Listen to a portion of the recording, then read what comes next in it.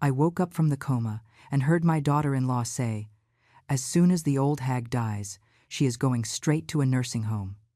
I pretended to still be unconscious. The next day they came looking for me at the hospital, but I was already far away, with my husband, my passport, and the letter that left them completely frozen. There are moments in life where everything changes in a second, where the person you thought you were disappears and someone completely different is born. For me, that moment arrived in the darkness of a hospital room, with the monotonous sound of machines and the smell of disinfectant clinging to my skin. My name is Margaret. I am 68 years old, and for 12 days I was trapped in a coma that, according to the doctors, could have killed me. A massive stroke left me lying on the floor of my own kitchen, surrounded by the pot roast I was slow cooking for Sunday dinner. Liam, my only son, found me hours later, or so they told me when I finally woke up. But waking up was not like in the movies. I did not open my eyes suddenly, nor did I sit up in bed asking for water. It was slow, confusing, like swimming toward the surface from the bottom of a dark lake. First I heard distant voices. Then I felt the weight of my own body. And finally, with an effort that seemed superhuman to me, I managed to open my eyelids just enough to see the light from the hallway, filtering in from under the door. I was alone in the room, or so I thought. Then I heard her. The voice of Chloe, my daughter-in-law, whispering urgently into her phone. She was standing by the window, with her back to me, with that platinum blonde dyed hair that always seemed too artificial to me. She was wearing a wine-colored silk blouse that I bought her for her last birthday. "No, honey, relax," she was saying, with that sweet voice she used when she wanted something. "The doctors said it could be any day now. It has already been 12 days. Her brain is very damaged." My heart, which had barely begun to beat normally, accelerated. I tried to move, to say something, but my body would not respond. It was like being locked inside myself. "Listen," Chloe continued, and her voice lost all sweetness. It became cold, calculating, like the edge of a knife. "As soon as the old lady dies, we sell the house. It is $800,000, Liam, 800,000. We can pay off all the debts, buy that condo in Miami we saw, and we still have plenty left over for the business you want to start." Every word was a stab wound. "And what if she does not die?" asked the voice of my son on the other end. I barely recognized it. He sounded tired, resigned. "What if she wakes up?" Chloe let out a brief laugh, without humor. "Well, then we go with Plan B, my love. I already spoke with that attorney your cousin recommended. If she is left with brain damage, we have her declared incompetent, and either way, we take control of her assets. And if by some miracle she wakes up fine," she paused in a way that froze my blood. "Well, you know, there are cheap state facilities on the outskirts of Gary. For $2,000 a month they will keep her, and we keep the house anyway. After all, she has already lived as long as she needed to live." The vital signs monitor began to beep faster. Chloe turned around, startled, but I had already closed my eyes completely. I heard her heels approaching the bed. I felt her breath smelling of mint gum near my face. "Mrs. Margaret?" she whispered. "Do you hear me?" I did not move. I did not breathe deeply. I turned into stone. After what seemed like an eternity, I heard her walk away and leave the room. The door closed with a soft click, and there, in that self-imposed darkness, with my eyelids tight and my heart breaking into pieces, I made the most important decision of my life. I was not going to wake up. Not yet. First, I was going to listen, to observe, to understand exactly what kind of monsters I had raised, because if I had learned anything in my 68 years, it was this: never underestimate a woman who has more to lose than her own life. And I had already lost everything in that moment. The only thing I had left was my dignity, and that, I swear to you, no one was going to take from me. If this story has hooked you from the first second, subscribe to this channel to keep listening to real confessions that will give you goosebumps. Hit the like button if you have ever felt betrayed by your own blood, because what comes next, they are never going to forget. While I remained motionless in that hospital bed, pretending to be in a coma, my mind began to go over every moment that had brought me there, every sacrifice, every sleepless night, every dollar I spent, thinking I was building a future for my son. Liam was born when I was barely 28 years old. His father, Hector, abandoned us 6 months later. He disappeared one morning, taking the $1,500 we had saved and leaving me a note on the kitchen table. "I am not ready to be a father, forgive me." Just like that. That cruel. I was left alone in a tiny attic apartment in Chicago, with a baby crying from hunger and a future that looked like a dead-end street. But I did not give up. Never. I started cleaning houses in the mornings. I would get up at 4 a.m, with Liam strapped to my back.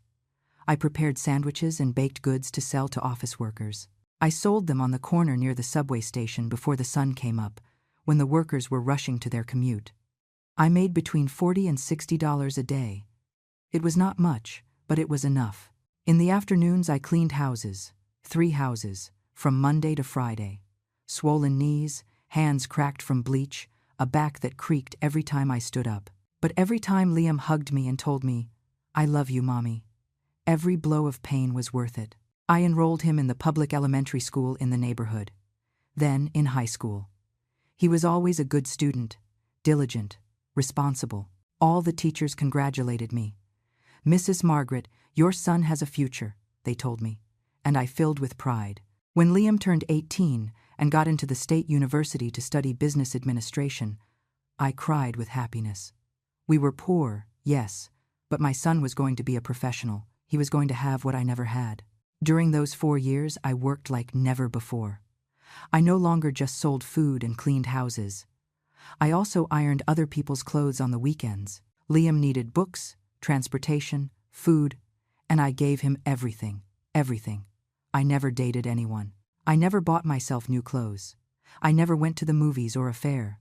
My entire life revolved around my son. He was my project, my reason for existing. When he graduated, I managed to gather $45,000. I was 40 years old then, and those $45,000 represented 8 years of savings. 8 years of saving every coin, denying myself every pleasure, eating simple pasta and bread so that my money would grow. I gave it to him completely for the down payment on his first condo, a small but decent place in the suburbs. "Mommy, I promise I am going to pay you back every dollar," he swore to me with tears in his eyes. "You are going to see that I will succeed and I will give you everything you deserve." He never paid me back a single cent, but I did not care. Seeing him established with a job as a sales manager at a cell phone company was enough. 3 years later, he met Chloe at an office party. She was pretty, I cannot deny that. Tall, thin, with that type of beauty that seems taken from magazines. She worked as a receptionist at a dental office and talked about her dreams of owning her own spa. She came from a family in the suburbs that, as I learned later, had kicked her out of the house for problems that were never clear to me. From the first day I met her, something in my stomach twisted. It was not her appearance. It was her look. Cold, calculating, as if she were evaluating how much everything in my house was worth while she drank coffee in my living room. "Mrs. Margaret," she told me, with a smile that did not reach her eyes, "what a lovely house you have. And this antique bookcase is beautiful. Is it mahogany?" "It was my mother's," I replied with pride. "It is over 60 years old." "It must be worth a fortune," she commented, running her fingers over the wood. Liam asked me to accept her. "Mom, she is different. She makes me happy. Give me a chance to be happy." And I, like the fool I was, said yes. They got married 6 months later in a small ceremony that I paid for. $10,000 between the venue, the food, her dress, and his suit. Chloe wanted an elegant wedding, and Liam had no savings because, as he confessed to me ashamed, he had had some unforeseen expenses with credit cards. "Do not worry, son," I told him, hugging him. "That is what mothers are for." A year after the marriage, Liam lost his job. The company closed operations in the region. He fell into a terrible depression. Chloe began to pressure him, to scold him, to threaten to leave him if he did not get a job soon. "Mom," he called me one night crying, "can we stay with you for a while? Just while I get something new. I swear it will be temporary." My house was modest but comfortable. 2 stories in a nice neighborhood that I had bought 15 years ago with a small inheritance an aunt left me. It had 3 bedrooms, a backyard with hydrangeas, and a dining room where the whole family fit. Of course, my love. I told him without thinking. This is your home. That time turned into 3 years.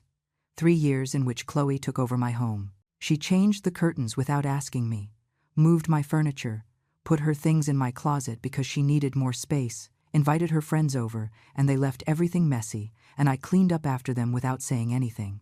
Liam got a job after 8 months, but they never talked about leaving, and I never dared to ask them to do it. I was afraid. Afraid of losing my son. Afraid of being left alone in that big house. Then, 2 years ago, something wonderful happened. I met Arthur, but that is a story that still hurts me to remember. Because when I finally found happiness, my own family forced me to destroy it. For 5 more days I remained in that bed, pretending to be unconscious. 5 days that felt eternal to me, where every second was a battle against my own body that wanted to scream, cry, get up and confront those 2 vipers I called family. But I kept still, motionless, learning. On the 2nd day, Chloe arrived early, around 9 in the morning, when the hospital was just starting its daily routine. I heard her heels clicking in the hallway before she entered. This time, she did not come alone. "Look, Jessica, I am telling you seriously," she was saying to someone. Come in. She is not going to know anything." Another woman entered with her, by the sound of her voice, young, maybe Chloe's age, 30-something. "Are you sure? I feel bad doing this," said the woman named Jessica. "Oh, please. The old lady does not even know. Look at her. She is practically dead." Those words, practically dead, pronounced with as much coldness as someone talking about the weather. I felt the bed move. Chloe was rummaging through the nightstand next to my head. I heard the sound of drawers opening. See? She had her wallet here when they brought her in. Good thing Liam had the intelligence to bring it home. The sound of a purse being opened. "Look, here are the house keys. And this is gold. My necklace. The necklace with the gold cross that my mother gave me when I turned 15. The only piece of real value I had." "Chloe, you cannot take that from her," protested Jessica weakly. "Why not? When she dies, it will be mine anyway. I am just getting ahead. Besides, I need to pawn it. We have to pay the credit card, or they are going to sue us. We already owe $15,000. $15,000. In credit cards." I felt rage burning inside me, but I kept my face impassive. I did not even move an eyelid. "And look," Chloe continued, now with enthusiasm, "I am going to show you the house on a video call. I already took photos of everything for when we put it up for sale." I heard the sound of a phone being manipulated. A video call connecting. "Are you there? Perfect. Look, this is the hospital. Here is the old lady, all stiff. Liam says that if she survives, she is going to end up as a vegetable anyway. So it does not matter. My own son, Liam, the boy I carried on my back while I worked, the young man I hugged crying when he graduated. That same son was waiting for me to die or end up invalid to steal everything from me." "Well, enough of this," said Chloe. "Now, come on. Let's go to the house. Anyway, there is nothing to do here. The nurses already know that I do not come in the afternoons because I have to work." Lies. Chloe had stopped working a year and a half ago. She said she was very stressed and needed time to find herself. My pension of $1,200 a month helped maintain the house while she found herself. They left, and I stayed there, with my heart beating so hard that I feared the machines would betray my conscious state. But the worst came that same night. Around 11, when the hospital was in silence and only the distant murmur of the nurses at their station could be heard, Liam entered my room alone. My son, my only son. He sat in the chair next to my bed. I heard his heavy, tired breathing. For a moment I thought that maybe he was coming to say goodbye, to tell me he loved me, to ask for forgiveness for everything. How naive I was. He took out his cell phone. He dialed a number. "Mr. Stevens, good evening. Excuse the time. Yes, this is Liam Foster, Margaret's son." "Exactly, the lady with the stroke. Look, I need to ask you some urgent questions." A long pause while he listened. "How much time has to pass for me to be able to declare my mom legally incapacitated if she wakes up with brain damage?" "I see. And if she wakes up fine? Is there any way to—" Another pause. Longer. I felt like I was drowning. "I understand. Yes. She has a house in her name appraised at approximately $800,000 according to the last tax assessment? No, she does not have a will, at least not that I know of. Exactly. I am an only child. And how much would your services cost me to handle all this? Silence. Then a sigh. Perfect. $10,000 plus fees, no problem. I can advance it to you as soon as we sell. Sorry. As soon as I sell the property. Yes, I understand that technically it is still hers, but you understand the situation. The lady is already 68 years old. Her pension is a misery. Just $1,200.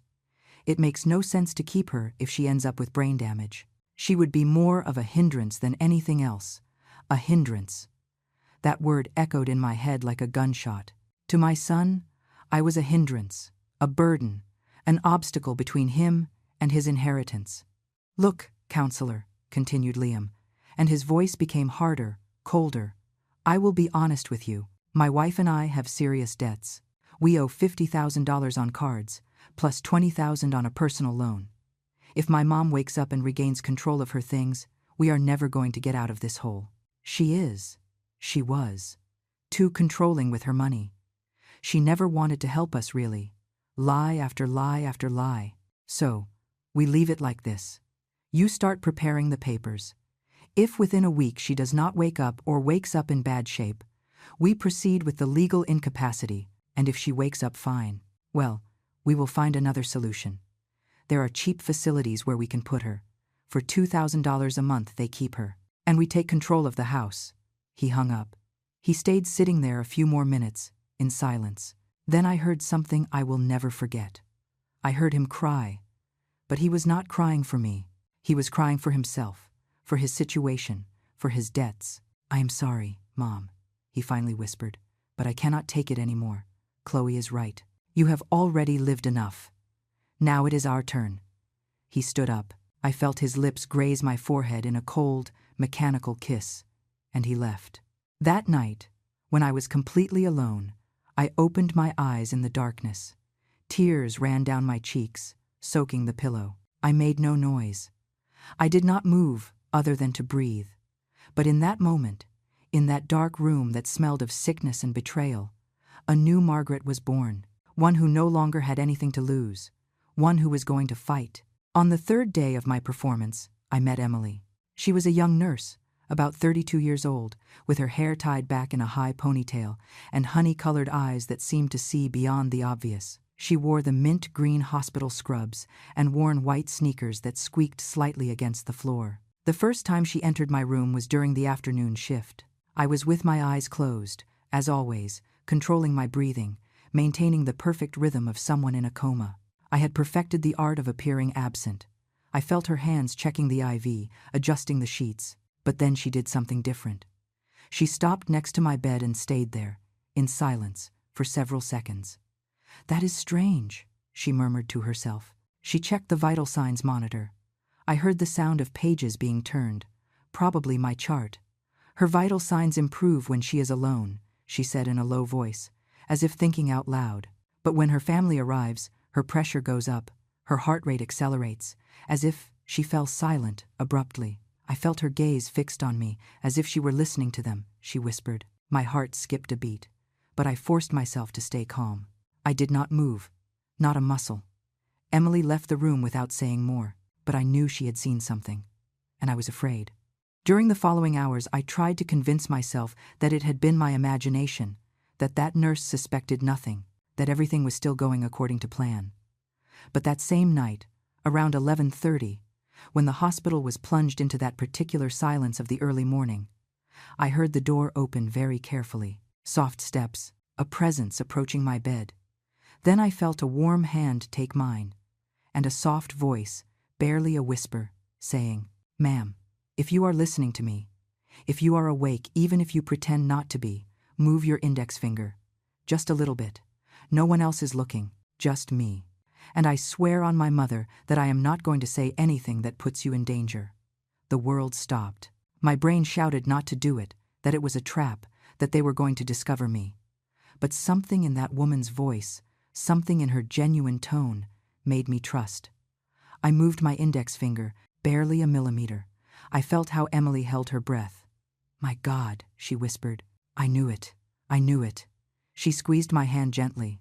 "Ma'am, I do not know what is happening, but I have been working here for 10 years, and I have seen many things. Your vital signs do not lie. You are conscious, and something tells me you have your reasons for pretending." I opened my eyes slowly. It was the first time in 3 days that I looked directly at someone. Emily was leaning over me, with eyes shining with emotion, and something else. Compassion. "Help," I whispered with a hoarse voice.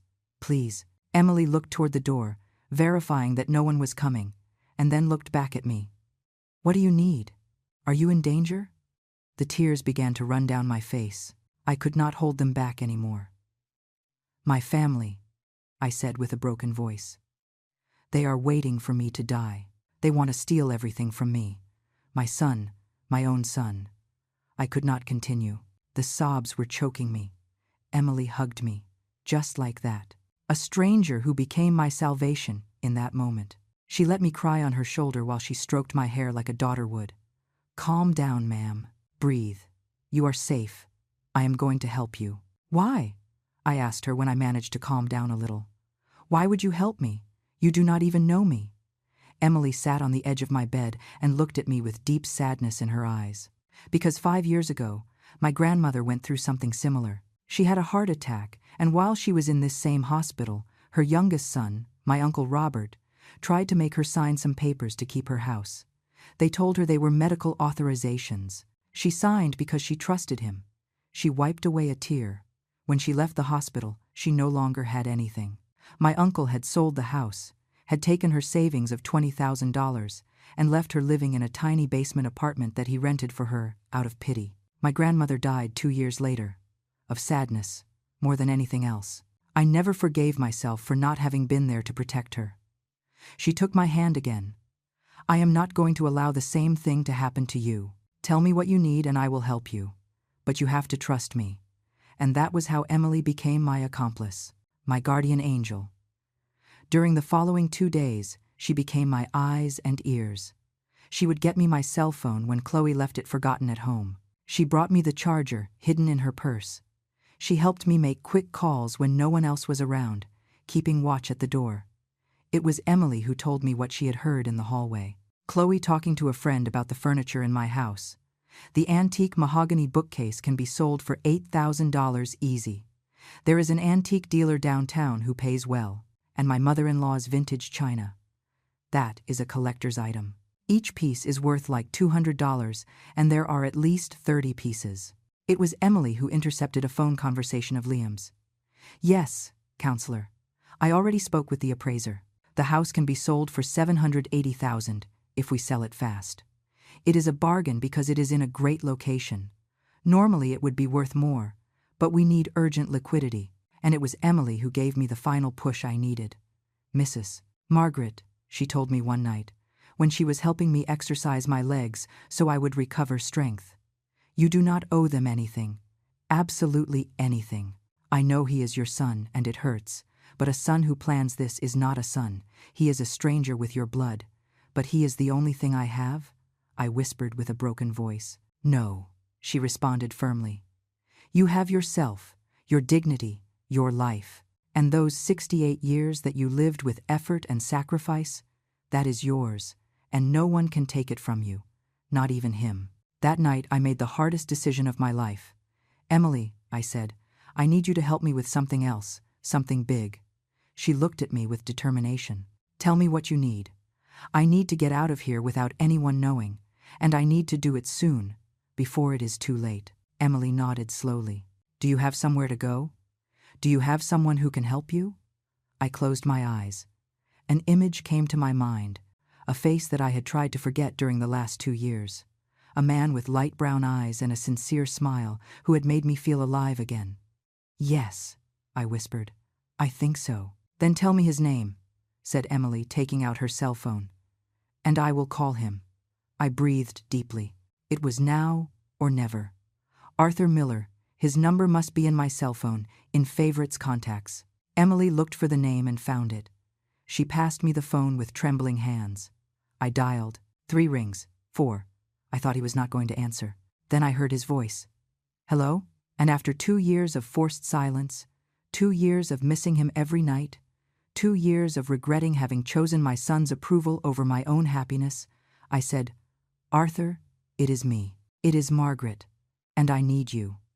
Arthur Miller entered my life exactly 2 years and 4 months ago, in a place so common that it seemed impossible that something extraordinary would begin there. The farmer's market. On a Saturday morning, I was buying tomatoes when we collided. Literally.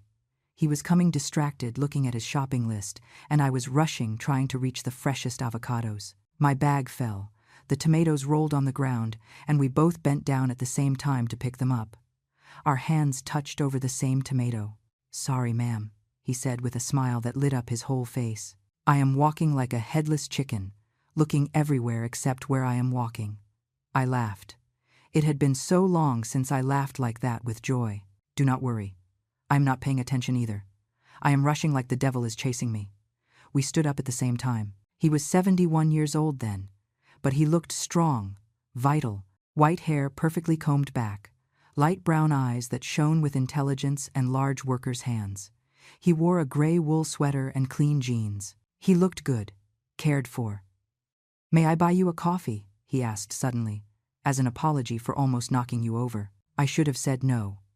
I should have invented an excuse and gone on my way. But something in his eyes, something in his sincere smile, made me accept. We ended up at the coffee shop on the corner, with 2 black coffees and a plate of muffins, which he insisted on paying for. And we talked. God, how we talked. He told me he had been a widower for 3 years, that his wife, Beatrice, had died of cancer after 45 years of marriage, that he had 2 daughters who lived in Seattle with their own families and who visited him every 2 or 3 months, that he had been a middle school teacher all his life, teaching history and math, that now he lived on his pension of $2,500 a month and some savings he had kept with care. I have a small house in Sedona, Arizona, he told me, with his eyes shining with emotion. I bought it 15 years ago, when I was still working. It is small, but it has a beautiful garden where Beatrice planted purple bougainvillea. I have not been since she died. I am afraid to go alone and feel her absence in every corner. I told him my story. Not all of it. Not that first time. But I did tell him about Liam, about how I had raised him alone, about my work catering and cleaning, about the house I had bought with so much effort. You are a very strong woman, he told me, taking my hand across the table. It shows in your eyes, in the way you talk about your life. Not many people can say they built something from nothing. That coffee turned into 2, then a walk through the market, then a goodbye with the promise to see each other the next week. And so it all began. For 6 months, Arthur and I saw each other every Saturday. We went to the market, walked through the park, visited small museums, ate hot dogs at street stands. He gave me flowers he bought at the stand, always sunflowers, because once I told him I liked them. I prepared lunch for him and brought it in a Tupperware because he confessed to me that he missed homemade food. There was nothing urgent in our relationship. There was no rush. It was a friendship that gradually turned into something deeper without us realizing it. One day, after 8 months of seeing each other, he kissed me. It was under a cherry blossom tree in the park, with the flowers falling on us like confetti. And in that kiss I felt something I thought I had lost forever. Hope. Margaret, he told me that afternoon, with his voice trembling with emotion. I know we are both older. I know life has already given us its blows, but I want to be with you. Not as friends. I want to wake up every morning knowing I can call you, see you, hug you. I want you to be my partner. I cried with happiness. At my 66 years, I thought romantic love was something that no longer touched me. And there was that wonderful man, asking me to build something together. Yes, I replied. Yes, I want to be with you. That night I told Liam. I thought he would be happy for me. I thought he would understand that his mother also had the right to be happy. I was completely wrong. A boyfriend? Said Liam with a tone I had never heard from him. Mockery mixed with contempt. Mom, please, you are already 66 years old. Do you not think you are a little old for that nonsense? It is not nonsense, son. Arthur is a good man. He is educated, hard-working, has his own house, his own income. Ah, sure, interrupted Chloe from the couch, without even looking up from her cell phone. Surely he wants your house, Margaret. That is how all old, lonely men are. They look for a widow with properties, so they do not die in misery. That is not true, I replied, feeling rage rise in my throat. Arthur has his own pension, his own house in Arizona. A house in Arizona, mocked Liam. How impressive. Surely it is a mud hut. Mom, use your head. That man is playing you. You do not know him, and we do not want to know him, cut in Chloe. Look, Margaret, be realistic. What are people going to think? Mrs. Margaret at 66 years old walking around with an old man all over the neighborhood? It is ridiculous. It is embarrassing. I do not care what people think. Well, you should care, said Liam, getting up from the couch. His voice had become cold, threatening. Because those people know us too. And I am not going to allow you to go around making a fool of yourself with any old opportunist while you live under this roof. It is my roof, I replied with a trembling voice. This is my house. The silence that followed was terrifying. You know what, Mom? Said Liam, after a moment that seemed eternal. You are right. It is your house, and if you want to fill it with lecherous old men, go ahead. But then we leave. And do not call me asking for help when that old man leaves you with nothing. Because I warned you. They went to their room, slamming the door. Chloe shot me a look of satisfaction before following him. That night I cried until I fell asleep. And the next day, when Arthur called me to invite me to breakfast, I told him I could not see him anymore. Why, Margaret? Did I do something wrong? No, Arthur, you did nothing wrong. But my family, my son does not accept our relationship, and I cannot lose him. He is the only thing I have. You have me, he said with a broken voice. I am sorry, I whispered. I am so sorry. And I hung up. For 2 years I convinced myself that I had done the right thing, that a mother must sacrifice for her children, that romantic love at my age was a luxury I could not afford. But now, lying in that hospital bed, with the phone to my trembling ear and Arthur's voice on the other end, I understood the magnitude of my error. Margaret, is it really you? My God, I thought that. They told me you were in a coma. Are you okay? Where are you? I am at General Hospital, Arthur. And I need your help. Please, I need to get out of here before it is too late. I am on my way right now. No, I interrupted him. You cannot just come like that. Liam and Chloe cannot know I am conscious. They are. They are waiting for me to die to keep my house. Everything. Silence on the other end. Then a deep sigh. Tell me what you need, my love. Anything. And there, with Emily holding my hand and Arthur listening attentively on the phone, we began to plan my escape, my second chance, my silent revenge. The following 2 days were the most intense of my life. While I remained motionless in that bed, pretending to be in a coma, Arthur, Emily, and I coordinated every detail of my escape as if we were spies in a movie. But before I could leave, I needed to know exactly what they were planning. I needed proof. I needed to understand the magnitude of the betrayal to be able to protect myself legally. On the 4th day, Chloe arrived earlier than usual. It was barely 8 in the morning. She came, accompanied by a man I did not know. By his way of speaking, polite but calculating, I knew immediately he was the lawyer. Mr. Stevens, come in, said Chloe with that sugary voice she used when she wanted to impress. Look, there she is, 12 days like this, without moving. The doctors say that even if she wakes up, she will probably have severe brain damage.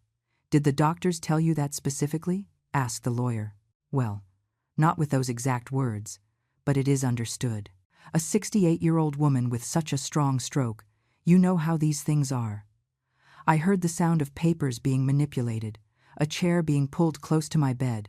Mrs. Foster, I understand the urgency, but I need to be clear with you and your husband. If Mrs. Margaret wakes up with her faculties intact, there is no legal way to take control of her properties without her consent. But if she wakes up with brain damage, then yes? Asked Chloe, with an almost hopeful tone that turned my stomach. In that case, your husband, as an only child, could request a declaration of incapacity. The process takes between 3 and 6 months and requires constant medical evaluations. I can expedite it, but I cannot invent a diagnosis that does not exist. And how much would all that cost? My fees would be $10,000 plus expenses. That includes all legal procedures, court appearances, and the documentation necessary for your husband to take control of the house and bank accounts. $10,000. To steal my life. Perfect, said Chloe without hesitating. My husband is going to deposit a retainer for you. Right, honey? Only then did I realize that Liam was also there. He had not said a single word. My son, my only son, was standing there, in silence, allowing all this to happen. Liam, right? Asked the lawyer. I need you to sign these papers. They are authorizations for me to act on your behalf when the time comes. And if my mom wakes up fine? Asked Liam with a voice so low I barely heard it. And if she recovers completely? The silence that followed was long, uncomfortable. Then, my son, responded the lawyer with a tone that chilled the blood, you will have to convince her to give you a power of attorney, voluntarily. Oh, he paused. We can explore other options. There are geriatric residences where, for reasons of patient safety, family members can take certain administrative decisions. Once she is committed, it would be simpler to handle her properties. Are you talking about putting her in a nursing home against her will? Asked Liam. I did not say that, responded the lawyer quickly. I am only mentioning options that other clients have explored. But for that, you would need 2 doctors to certify that she represents a danger to herself. And those judgments, well, can be facilitated with the right contacts. Chloe let out a nervous giggle. God, counselor, it sounds like we are planning something bad. We just want to protect the family assets. Of course, Mrs. Foster, and that is exactly what we will do. But I need you both to understand that this process must be handled with great discretion. If anyone, some distant relative or nosy neighbor, were to report something irregular, the whole process would be complicated enormously. There is no one else, said Liam. My mom has no living siblings. Her parents died years ago, and she has no close friends. She was always very solitary. Lie. I had friends from the market, neighbors with whom I drank coffee, a group of ladies with whom I went to church on Sundays. But Liam and Chloe had taken it upon themselves to distance me little by little from all of them during these last 3 years. Perfect, said the lawyer. Then there will be no problems. Now, let me explain to you about the sale of the property. Once we have legal control, we can put it on the market immediately. I have a client who is looking for exactly that type of house in this neighborhood. He is willing to pay $780,000 in cash, without intermediaries, closing the operation in less than a month. $780,000? Asked Chloe. Isn't the house worth like $900,000? Technically, yes, according to the tax assessment. But in a quick sale, without the owner present to negotiate, it is normal to lose between 10 and 15% of the value. Besides, my client would pay in cash. That is worth gold in these times.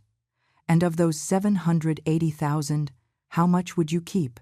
Asked Liam, with a tone of distrust. My standard commission is 8%. That would be about $62,000. Plus the $10,000 for legal fees, we are talking about you receiving roughly $700,000 clean. $700,000. My house. My legacy. The result of 40 years of work, of sleepless nights, of cracked hands and aching knees, all reduced to a figure that they were already dividing mentally. And the furniture? Added Chloe. The house has antique furniture of great value.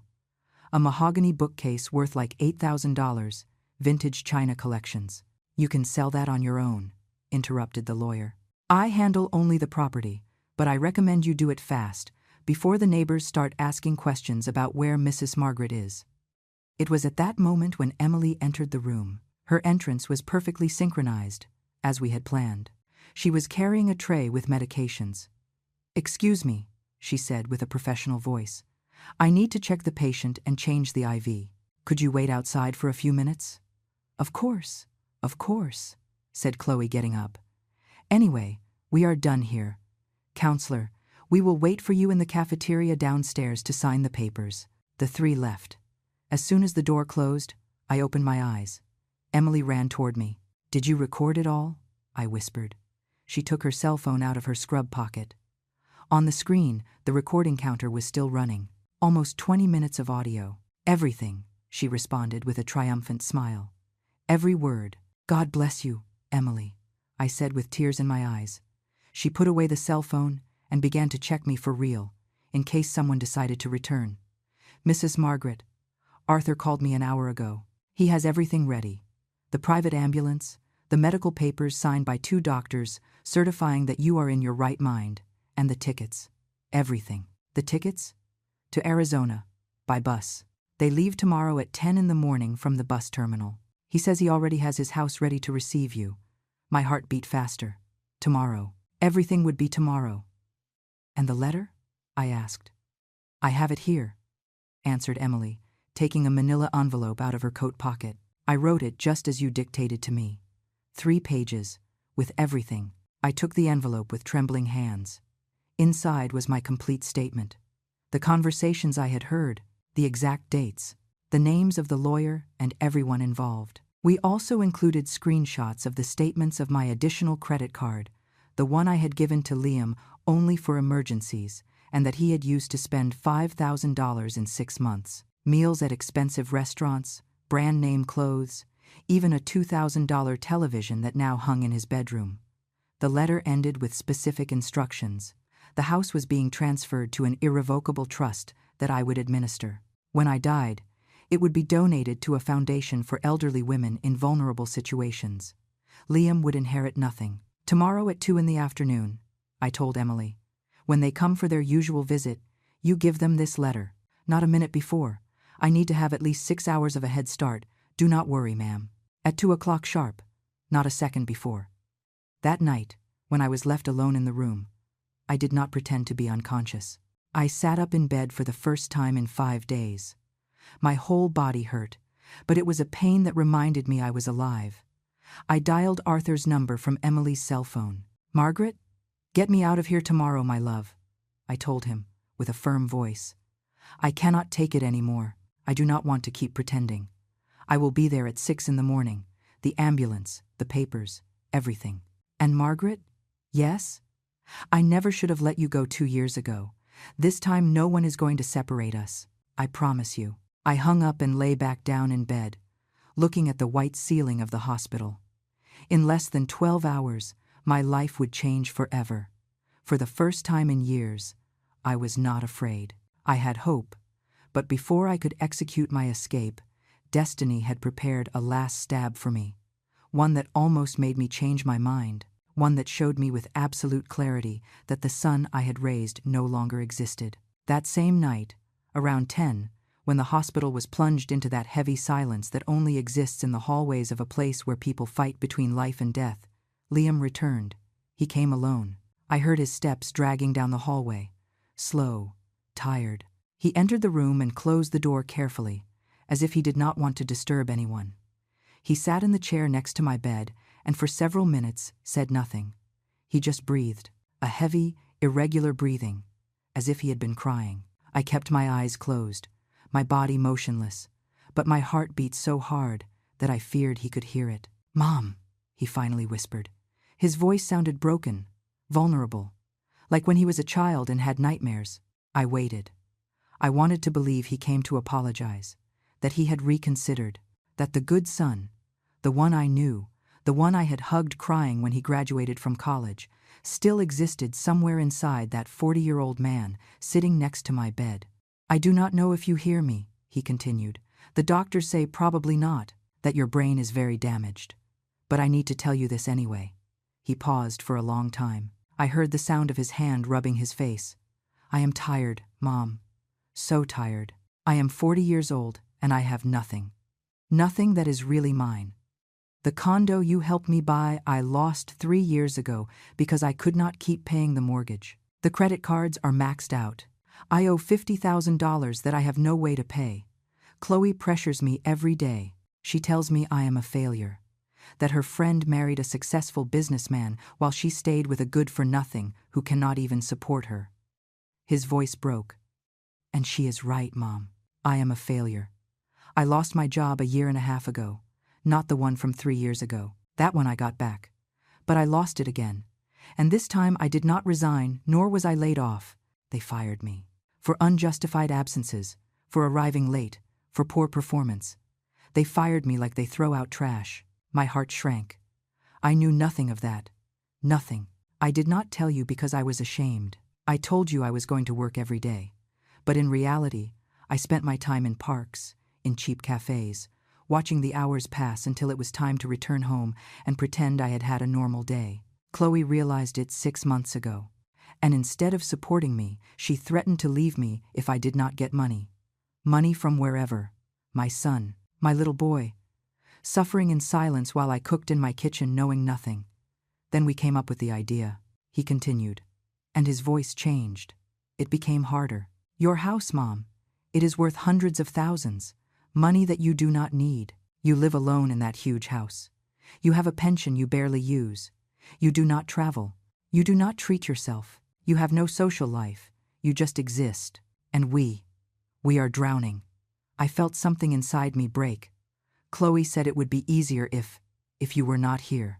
And at first I refused. I swear to you, Mom. At first I refused.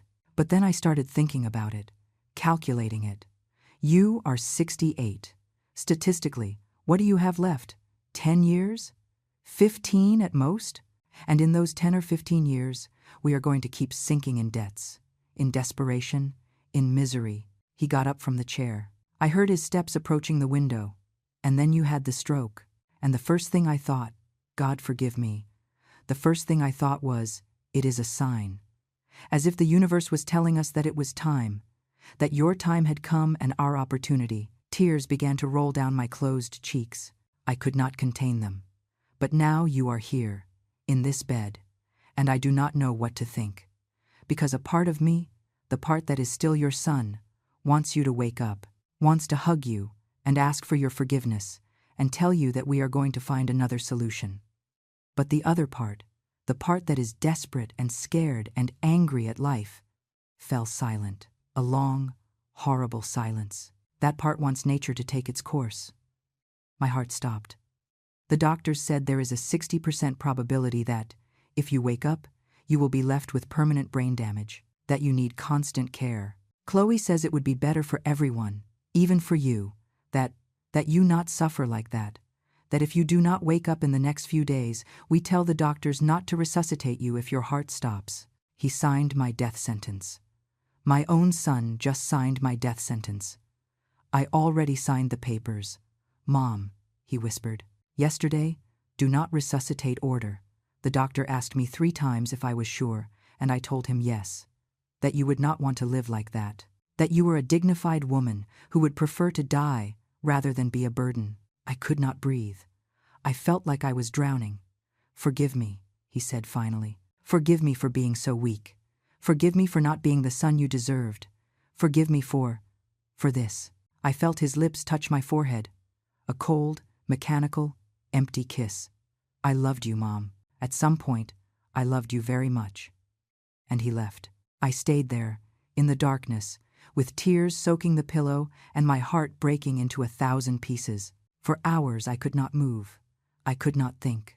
Only feel that deep pain, that immense emptiness of understanding that the boy I had carried on my back, whom I had fed with my own sacrifice, whom I had protected from all evil, that boy no longer existed. In his place was a stranger.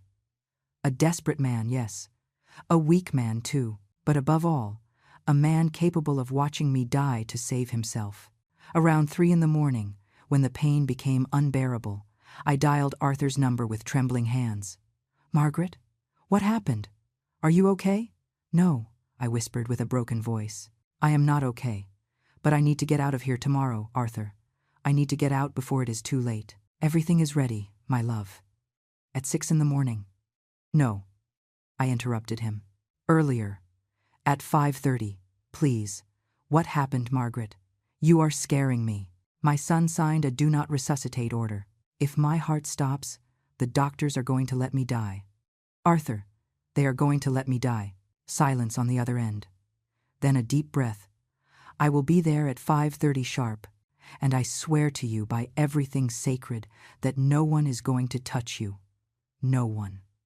I hung up and curled up in that cold hospital bed. For the first time in my life, I understood what it meant to be completely alone. Not physically, but in the soul. I had lost my son long before that stroke. I had lost him little by little, without realizing it, while he smiled at me and called me mommy and let me cook for him on Sundays. I had lost him the day he chose Chloe over me, the day he let her disrespect me in my own house, the day he allowed them to treat me like a burden instead of like the woman who gave him everything. And now, in this dark room, with the sound of the machines marking every beat of my betrayed heart, I made a decision. I was no longer his mother. I no longer owed him anything. Neither love, nor loyalty, nor forgiveness. Starting tomorrow, Margaret Foster was going to live for herself. For the first time in 68 years, I was going to choose myself. And that choice began with an escape. Emily's alarm sounded at 5 in the morning. Not that we needed it. Neither of us had really slept. She arrived at my room at 5:10, dressed in her scrubs but with a backpack slung over her shoulder. Her face showed the tension of what we were about to do. "Ready, Mrs. Margaret," she whispered, locking the door. "Ready," I replied, although my voice trembled. Emily took clothes out of her backpack, gray sweatpants, a hoodie, sneakers, nothing flashy, nothing that drew attention. "I need you to get dressed fast. Arthur will arrive in 15 minutes. I got out of bed. My legs trembled at first, after so many days without really using them. Emily held me by the arm. Easy, little by little. I dressed with clumsy hands. Every movement was an effort, but the adrenaline kept me focused. Emily helped me put on the sneakers, gathered my hair in a ponytail, and put the hood on me. "Ready. Now you look like you are going back home after visiting a relative." At 5:25, Emily's cell phone vibrated. A message from Arthur. "I am in the parking lot. White ambulance. Plates NVX 4CST82. Waiting." "It is time," said Emily, taking my hand. "Do you remember the plan?" I remember. We left the room. The hallway was almost empty. Only a nurse at the control station, concentrated on her paperwork. Emily greeted her naturally. "I am going to accompany Mrs. Garcia to the bathroom. I'll be back in 5 minutes." The nurse raised her hand without even looking at us. She was used to seeing Emily help patients. We walked toward the elevator. Every step felt eternal. I expected that at any moment someone would stop us, that an alarm would sound, that Liam or Chloe would appear. The elevator arrived. Empty. We entered. Emily pressed the basement button.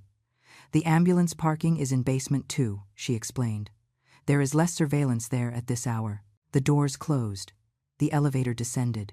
My heart beat so hard that I could hear it in my ears. When the doors opened, the cold air of the parking lot hit my face. It smelled of gasoline and disinfectant.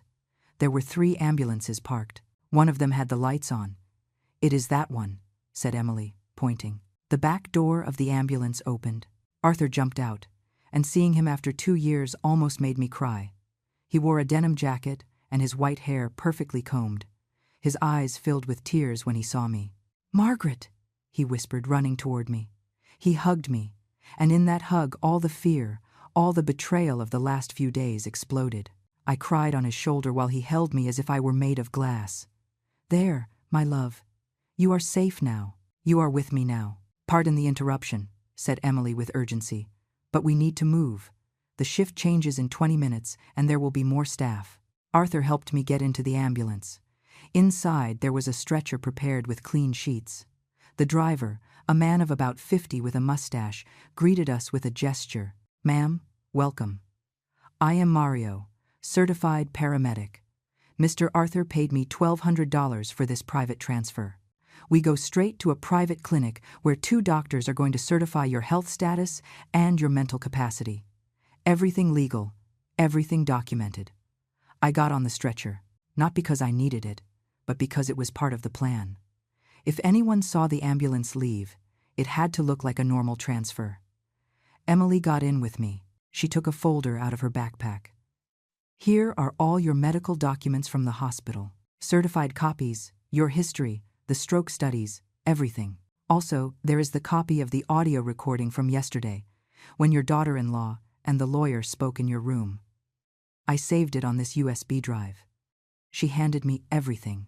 Then she took out another envelope, And this is the letter they are going to receive at 2 in the afternoon. I took it with trembling hands, 3 pages that contained my truth, my declaration, my liberation. Emily, I said with a broken voice, how am I going to repay you for everything you have done for me? She smiled and squeezed my hand. Mrs. Margaret, my grandmother, took care of me all my childhood while my mom worked. She taught me to read, to cook. She took me to school. When I lost her because of an abusive son, I swore that if it was ever in my power to help someone in her situation, I would do it. You are giving me the opportunity to fulfill that promise. She leaned in and kissed my forehead. Now go, be happy, and do not sacrifice yourself again for people who do not deserve you. She got out of the ambulance. Arthur closed the back doors and got in the front with Mario.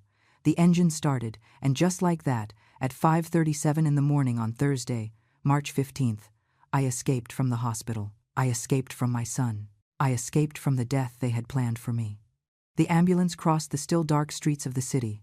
I lay on the stretcher, looking at the ceiling, feeling every bump, every turn, every second that took me away from that life. 40 minutes later, we arrived at a private clinic. Small, discreet, but clean and professional. 2 doctors were waiting for me.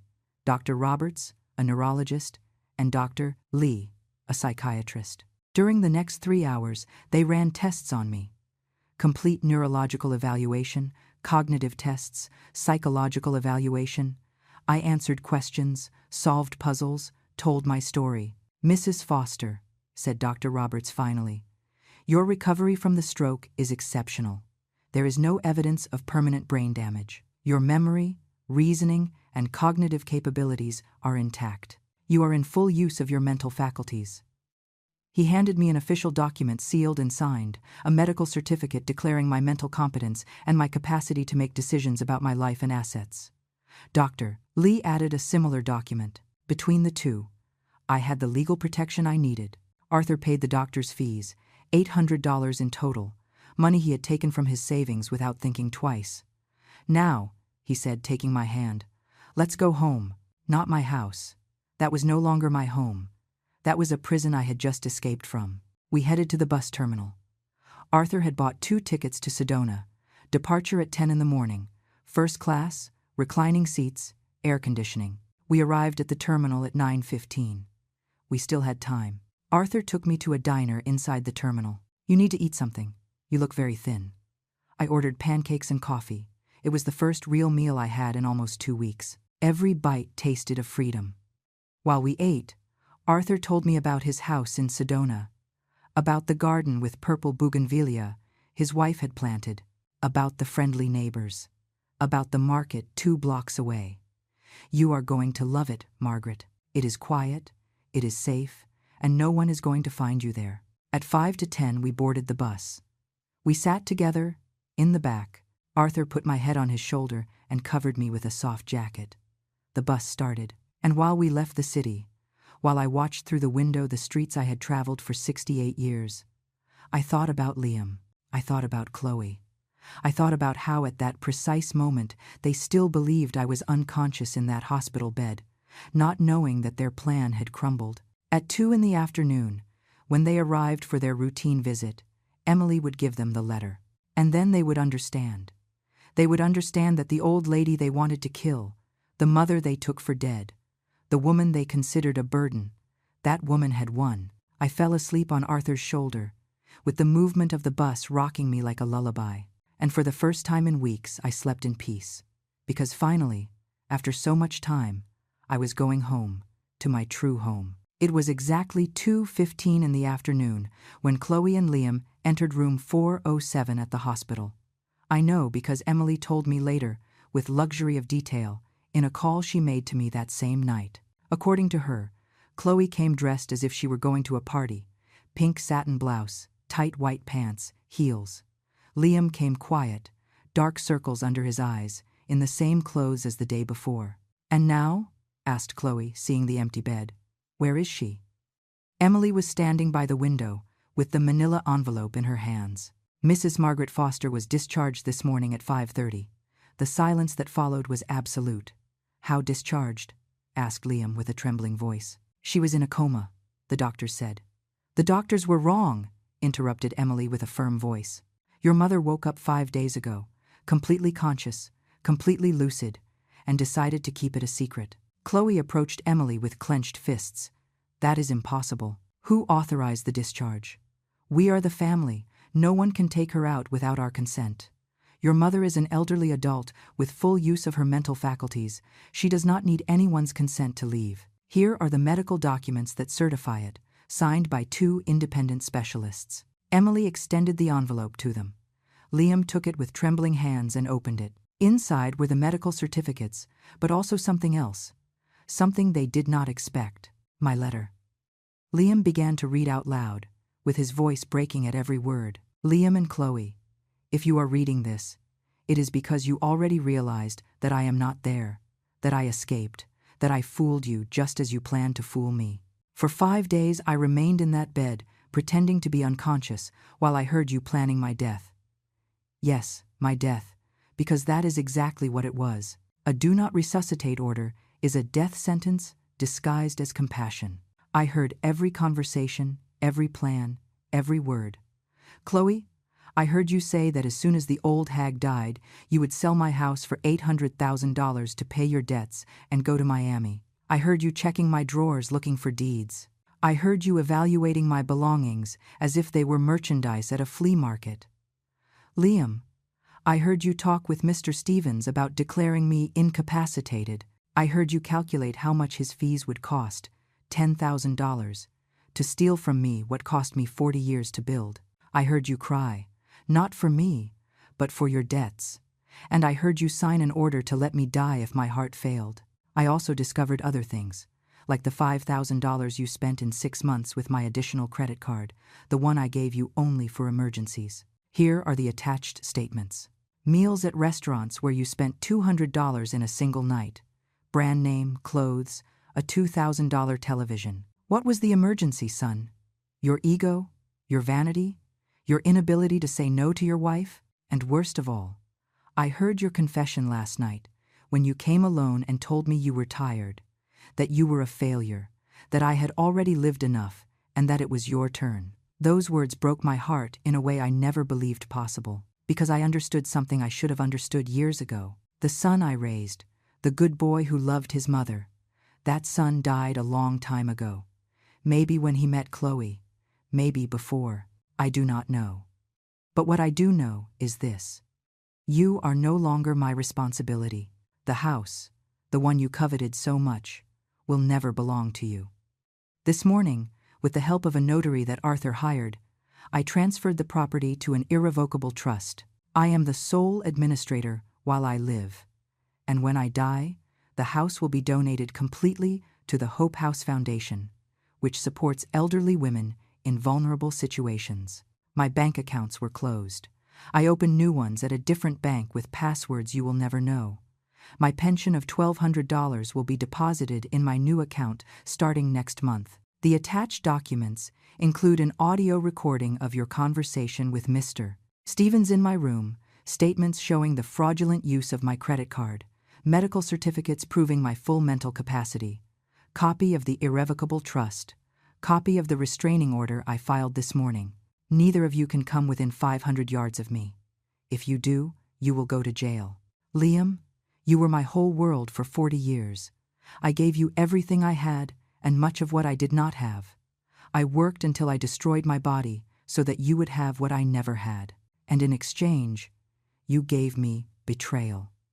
I do not expect you to understand the pain you caused me. I do not think you are capable of understanding it. But I want you to know this. I forgive you. Not because you deserve it, but because I need peace. I need to close this chapter of my life and start a new one. But forgiving does not mean forgetting, and it definitely does not mean allowing. Starting today, you no longer have a mother.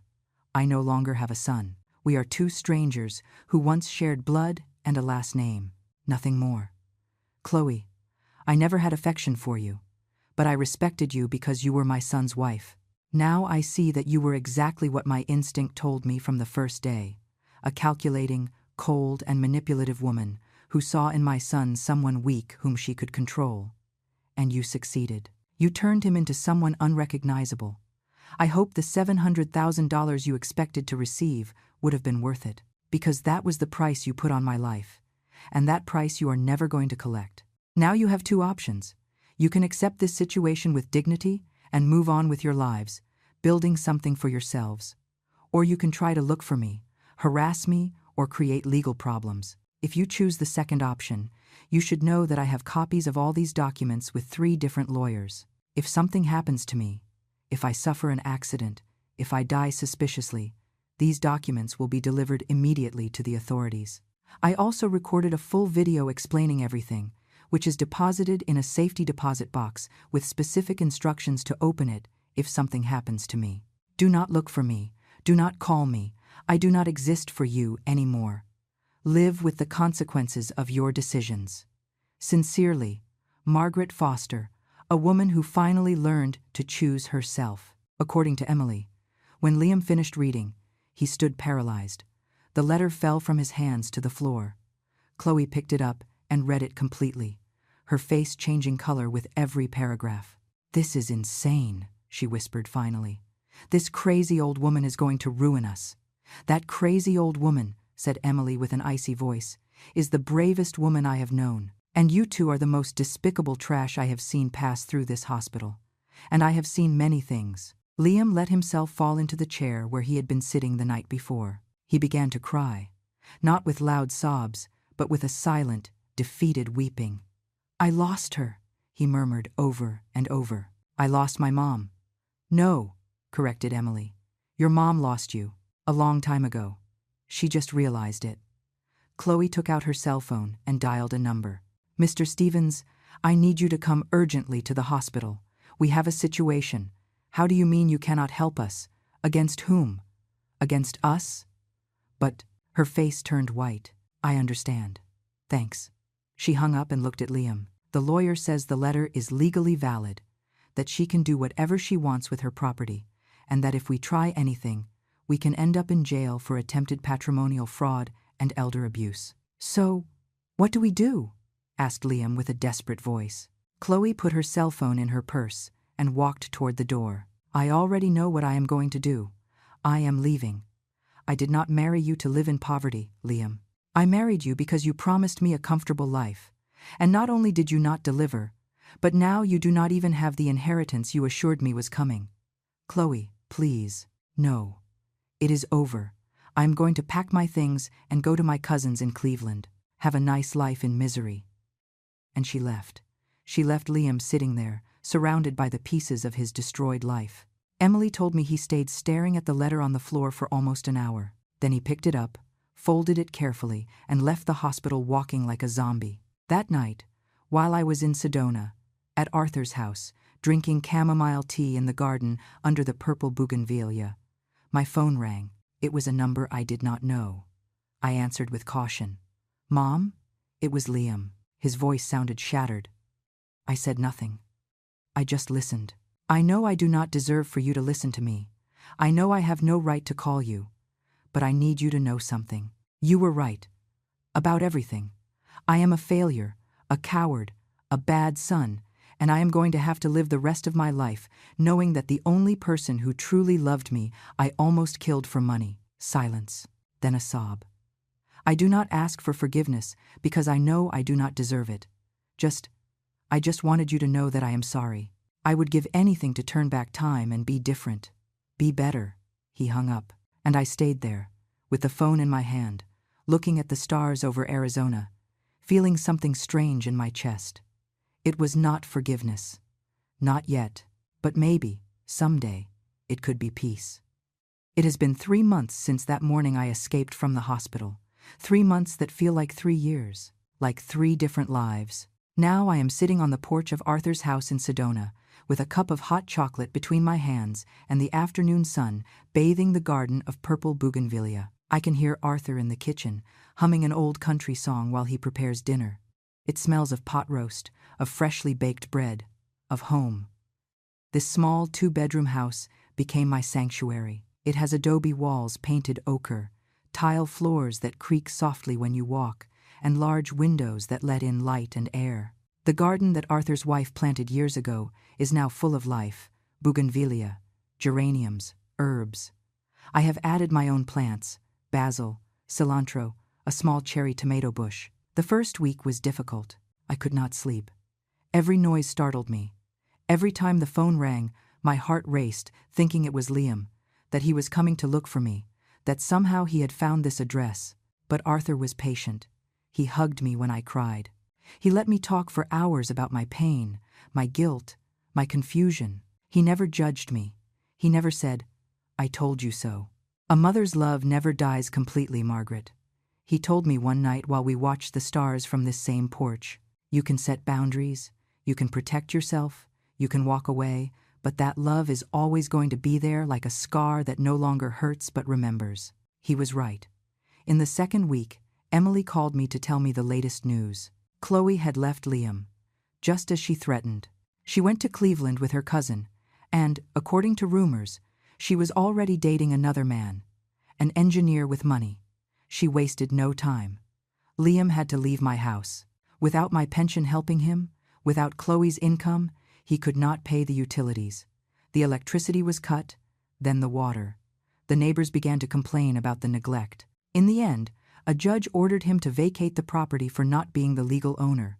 The last I heard is that he was living in a rented room in a rough neighborhood, working as a food delivery driver for an app, earning barely $40 or $50 a day, pedaling a bicycle through the streets he once drove in a car.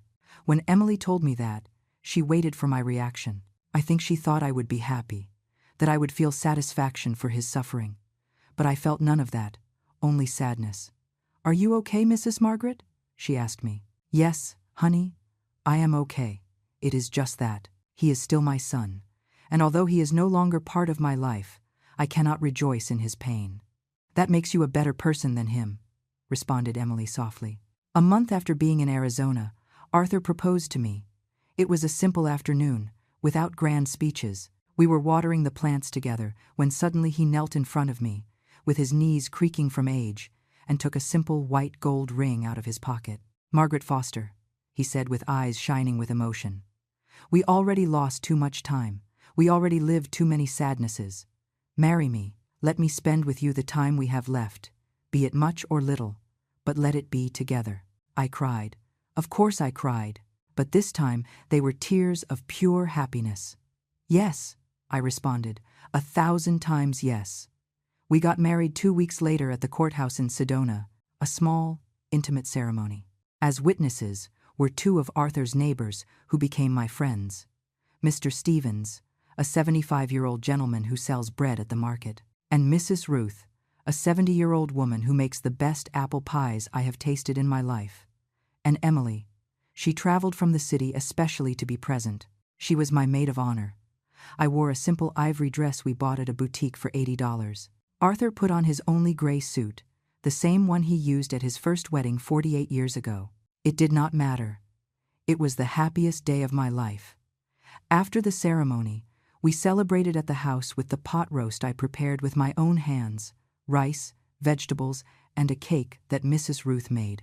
We ate, we laughed, we danced to the sound of a guitar Mr. Stevens played as a gift. That night, lying next to Arthur in our bed, looking at the wooden beam ceiling, I asked him, "Do you think I am a bad person for having abandoned my son?" Arthur took my hand in the dark. "You did not abandon your son, Margaret. Your son abandoned you first, many years before that hospital. You just made the decision to stop being his life preserver when he was trying to drown you.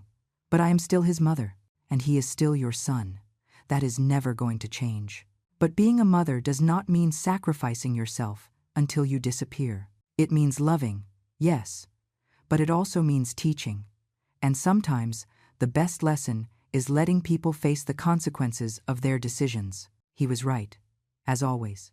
2 months after being in Arizona, I found a new purpose. Mrs. Ruth invited me to join a group of older women who met every Tuesday at the community center. The Silver Warriors, they called themselves. We were 12 women between 60 and 78 years old, all with similar stories. Widowed, abandoned, betrayed, but survivors. We started making crafts to sell at the market. I taught how to make rag dolls using fabric scraps. Others taught embroidery, knitting, painting on wood. With what we earned, we helped older women in the community who were in difficult situations, but I also started giving traditional cooking classes, first in person, at the community kitchen. Then, with the help of Mrs. Ruth's granddaughter who studies communications, we started recording videos. Margaret's Kitchen, we named the channel. We uploaded recipes for pot roast, lasagna, stew, pies. I told the stories behind each dish, the secrets my mother taught me, the techniques I learned in my years catering. The channel grew, slow but steady. First, 100 subscribers, then 1,000. Now we have 47,000 followers. It is not much compared to other channels. But for me, it is the whole world. Because every comment I read says things like, "My grandmother cooked like this. This recipe made me cry with nostalgia. Thank you for keeping our tradition alive." And some months we earn up to $800 from the views and advertising. Money that I add to my pension and that allows me to live with dignity without depending completely on Arthur. 3 weeks ago, I received a message on Instagram. It was from a young woman, maybe 30 years old. "Mrs. Margaret, I do not know if you are going to read this, but I need to tell you that your channel saved my relationship with my grandmother. She is 72 years old, and after my grandfather died, she fell into a terrible depression. She did not want to cook, she did not want to go out, she did not want anything. One day I put on one of your videos, and something in her look changed. Now we cook your recipes together every Sunday." And my grandmother smiled again. "Thank you for giving me back my grandmother." I cried reading that message because I understood something. My life did not end when I escaped from that hospital. My life began. Yesterday, exactly 3 months after my escape, my phone rang. It was an unknown number from the city. I answered with my heart racing. "Mom?" "Liam." Again. This time I did not hang up. I just waited. "I know I should not call you. I know I have a restraining order. But I needed to tell you something." His voice sounded different, calmer, less desperate. "I got a real job, in a warehouse. It does not pay much, $1,500 a month, but it is honest. I have a small but clean room. I am going to therapy. A psychologist at the health center is seeing me for free, and I am trying to be a better person." Silence. "I am not calling to ask you for anything. I am not calling for you to forgive me. I just wanted you to know that what you did, although it hurt me, although it destroyed me in that moment, was the right thing. It was the only way I was going to hit rock bottom, the only way I was going to wake up." He swallowed hard. "I was a horrible son, a horrible human being, and I am going to spend the rest of my life trying to make up for that. Not with you, because I know you no longer want me in your life, but with the world, being better, doing better." My voice came out trembling when I finally spoke. "I am glad you are okay, Liam. Really. Are you okay, Mom? Are you happy?" I looked around. The garden with its bougainvillea, the house that was now my home. Arthur in the kitchen preparing dinner. My new life, quiet, full of purpose. "Yes, son, I am happy. For the first time in many years, I am completely happy." I heard a relieved sigh on the other end. "I am glad. You deserve it. You always deserved it." A long pause. "Do you think that someday in the distant future, we could talk again? Not like before. I know that was lost forever. But maybe, like two people who respect each other, who wish each other the best." I thought about my answer for several seconds. "Maybe, Liam, someday, when we have both healed, when you have demonstrated not with words but with actions that you really changed, maybe then we can have a coffee and talk like two adults." "Thanks, Mom. It is more than I deserve. Take care, son." "You too, Mom. And I love you, even if I no longer have the right to say it." I hung up and stared at the phone for a long time. Arthur came out to the porch, sat next to me and hugged me. "Are you okay?" "Yes," I answered, and it was true. I am okay, because I understood something important. Forgiving does not mean forgetting. It does not mean allowing them to hurt you again. It does not mean going back to being who you were before. Forgiving means letting go of the weight. It means stopping carrying the poison of anger. It means choosing your own peace over the punishment of the other. Someday, maybe in 1, 2, or 5 years, I will be able to see Liam again. Maybe we can have that coffee. Maybe we can build a new relationship, different, with clear boundaries and mutual respect. Or maybe not. Maybe this is all we will have. Sporadic calls, brief conversations, a distant but real affection. And that is fine. Both options are fine. Because I no longer live waiting for my son to complete me. I no longer live defined by my role as a sacrificed mother. I no longer measure my worth by how much I can give until there is nothing left of me. Now I live for me. For Arthur. For my friends in the group. For the thousands of people who watch my videos and find in them a little piece of home. I am 68 years old, and finally I learned the most important lesson of all. It is never too late to start over. It is never too late to choose yourself. It is never too late to say enough and build the life you deserve. Last night, while we dined on the porch under the stars, Arthur took my hand and said, "Do you know what is the most beautiful thing about all this, Margaret? That we both thought our lives were already over, that the best had already passed. And it turns out the most beautiful part was just beginning." He is right. This morning I woke up with the sun entering through the window, the singing of the birds, and the smell of the coffee Arthur was preparing. I got up without rushing, put on my favorite cotton robe, and went out to the garden to water the plants. And while the water fell on the bougainvillea, I thought about something my mother told me many years ago, when I was just a girl. "Honey, bougainvillea are like strong women. You can prune them, you can neglect them, you can give them up for dead. But if they have strong roots, they always bloom again." Always. I bloomed again.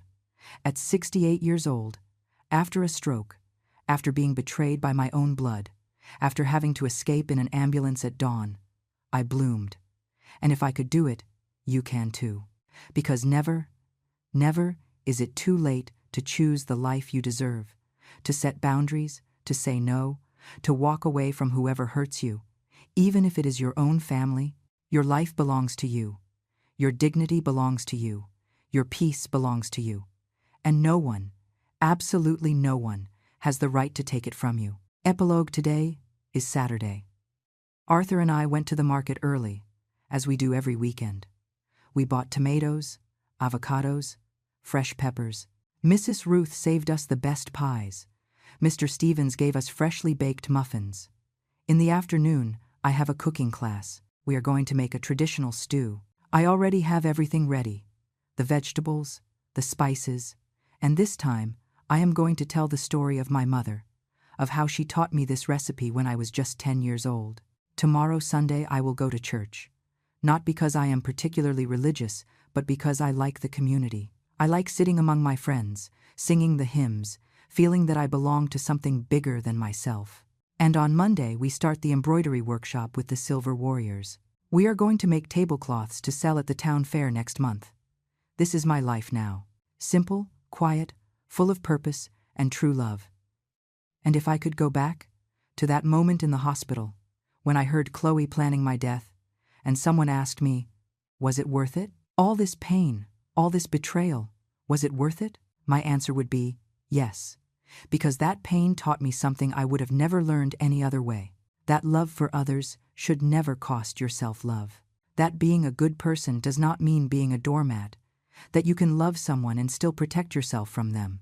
And that true wealth is not in what you possess, but in what you do not allow them to take away. Your dignity, your peace, your right to be happy. That no one can steal from you unless you allow it. I no longer allow it. And I hope you do not either, because life is too short to live it on your knees. If this story touched your heart, if it made you reflect on your own life and your own relationships, leave me a comment telling me where you are listening from. Hit the like button if you believe it is never too late to start over.